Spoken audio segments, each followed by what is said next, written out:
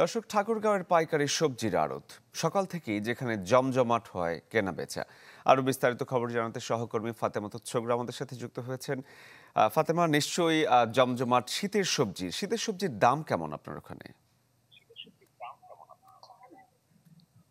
হ্যাঁ, ধন্যবাদ শরীফ। ঠাকুরগাঁয়ে সকাল ভোর থেকেই শুরু হয়ে যায় এই সবজির বেচাকেনা। তবে ক্রেতাদের মধ্যে কিছুটা স্বস্তি ফিরেছে।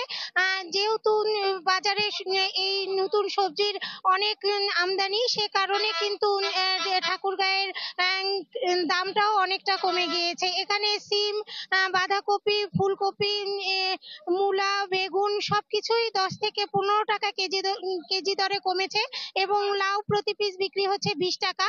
তো যে কারণে কিন্তু ক্রেতাদের মধ্যে কিছুটা স্বস্তি ফিরেছে।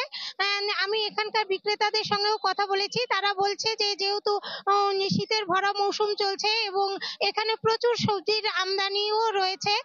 তো আমি যদি আপনাদেরকে একটু দেখাই যে এখানে কিন্তু সকাল থেকে বেচা কেনা শুরু হয়ে যায়, দূর দূরান্ত থেকে এখানে পাইকাররা আসে এখানে বাজারে বিক্রি করতে তারা।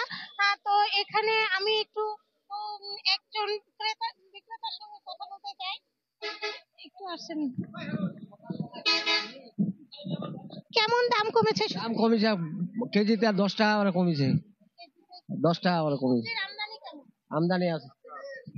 আপনি কি কিনতে এসেছেন? কেমন লাগছে? এখন তো অনেক বাজার কম আর কি, সবজি নিয়ন্ত্রণে আসছে। হ্যাঁ, বাজার তো এখন অনেক কম, এখন তো আমাদের অনেক সুবিধা হয়েছে। হ্যাঁ, না কেজি প্রতি আপনার অনেক দেখা যাচ্ছে, ফুলকপি আপনার 70 টাকা ছিল, এখন 10 টাকা 5 টাকা এরকম চলতেছে। শরীফ, যেমনটি দেখছিলেন যে এখানে কিন্তু ক্রেতাদের মধ্যেও কিন্তু অনেক স্বস্তি ফিরেছে।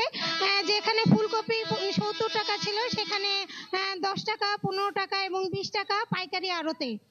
তবে খুচরা বাজারে 5 টাকা বেশি হতে পারে, তবে পাইকারি বাজারে কিন্তু বাজার করে ক্রেতারা আনন্দ পাচ্ছে। শরীফ।